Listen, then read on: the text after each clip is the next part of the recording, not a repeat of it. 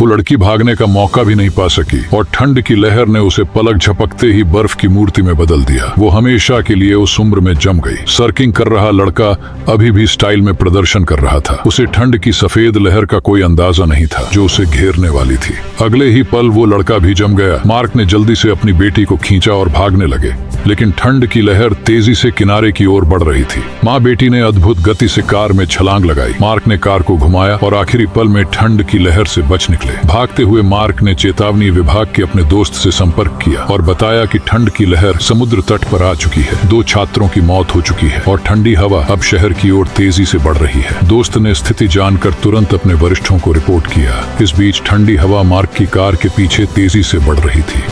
घबराए हुए मार्क ने अपनी पत्नी को फोन किया और बताया कि अब प्रयोगशाला जाने का समय नहीं है। उसे घर के अंदर छुपने को कहा, जितना हो सके गर्म कपड़े पहनने को कहा। इस संकट से बचा जा सकेगा या नहीं कोई नहीं जानता। जल्द ही राष्ट्रीय मौसम विभाग को खबर मिली और उन्होंने टीवी पर ठंड की चेतावनी जारी की। मौसम विभाग के प्रमुख को भी सूचना मिली और उन्होंने तुरंत एक आपात बैठक बुलाने की तैयारी की। सचिव ने सुझाव दिया कि मार्क को शामिल किया जाए, लेकिन प्रमुख ने अपनी प्रतिष्ठा के कारण उसे ठुकरा दिया। उन्हें विश्वास था कि उनके विशेषज्ञ मार्क से बेहतर हैं। इस बीच बाहर मनोरंजन कर रहे लोग सूचना पाकर घर की ओर भागे। उन्होंने अपने घरों की खिड़कियों को लकड़ी से बंद कर दिया। स्कूलों ने भी छात्रों को घर भेज दिया। कई नागरिक घबराकर सुपरमार्केट में आपातकालीन सामान खरीदने लगे। सुपरमार्केट में कई सालों से नहीं बिके सामान मिनटों में बिक गए। सभी गर्म रखने वाली चीजें छीन ली गई। जैसे ही लोग तैयारी कर रहे थे, शहर में अलार्म बज गया। ठंड की लहर तटीय शहरों तक पहुंच चुकी थी। जो लोग समय पर नहीं भाग सके वे ठंड की लहर से बच नहीं सके। एक विमान जो लैंड करने की तैयारी कर रहा था, ठंडी हवा में फंस गया और जम गया।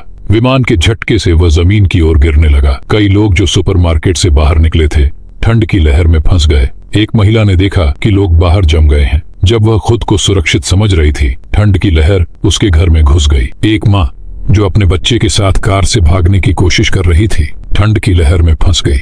इस बीच मार्क और उसकी बेटी भागते हुए मौसम स्टेशन पहुंचे। जैसे ही वे अंदर गए, ठंड की लहर ने पूरे प्रयोगशाला को घेर लिया। सौभाग्य से मौसम स्टेशन का प्रयोगशाला जमीन के नीचे था, जो पूरी तरह से सुरक्षित था। ठंड की लहर के बावजूद मार्क की चिंता करने की जरूरत नहीं थी, क्योंकि उनकी सहायक ने सब कुछ संभाल लिया था। इस समय डेटा दिखा रहा था कि बाहर का तापमान -90 डिग्री तक गिर चुका था। मार्क ने तुरंत अपनी पत्नी को फोन किया और उनकी स्थिति की पुष्टि की। उनकी पत्नी अपने माता पिता के साथ घर में सुरक्षित थी, लेकिन बात पूरी होने से पहले ही सिग्नल कट गया। फोन काटने के बाद दरवाजे पर एक लड़की की मदद की पुकार सुनाई दी। उसकी पत्नी ने उसे अंदर आने दिया, लेकिन लड़की की हालत गंभीर थी। इस भयानक आपदा के सामने वे कुछ नहीं कर सके और लड़की की सांसें थम गईं। मार्क ने कंप्यूटर पर देखा कि ओजोन परत में अभी भी ठंड की लहरें आ रही हैं। अगर समय पर उपाय नहीं किया गया तो पूरी पृथ्वी कुछ दिनों में हिमयुग में प्रवेश कर जाएगी। लेकिन जल्द ही मार्क ने समाधान खोज लिया। उन्होंने मौसम विभाग के प्रमुख से संपर्क किया, लेकिन प्रमुख ने उन्हें अपने परिवार की देखभाल करने को कहा। उनका दल पहले से ही समाधान पर काम कर रहा था। वे ठंडी हवा के केंद्र में 300 रासायनिक गुब्बारे छोड़ने की योजना बना रहे थे। जब गुब्बारे एक निश्चित ऊंचाई पर पहुंचेंगे तो लड़ाकू विमान से रासायनिक मिसाइलें दागी जाएंगी। विस्फोट से उत्पन्न गर्मी ठंडी हवा को रोक देगी। मार्क ने इस योजना का विरोध किया। उनका मानना था कि प्राकृतिक तरीके से समस्या का समाधान करना चाहिए। प्रमुख ने मार्क की बात को नजरअंदाज कर दिया,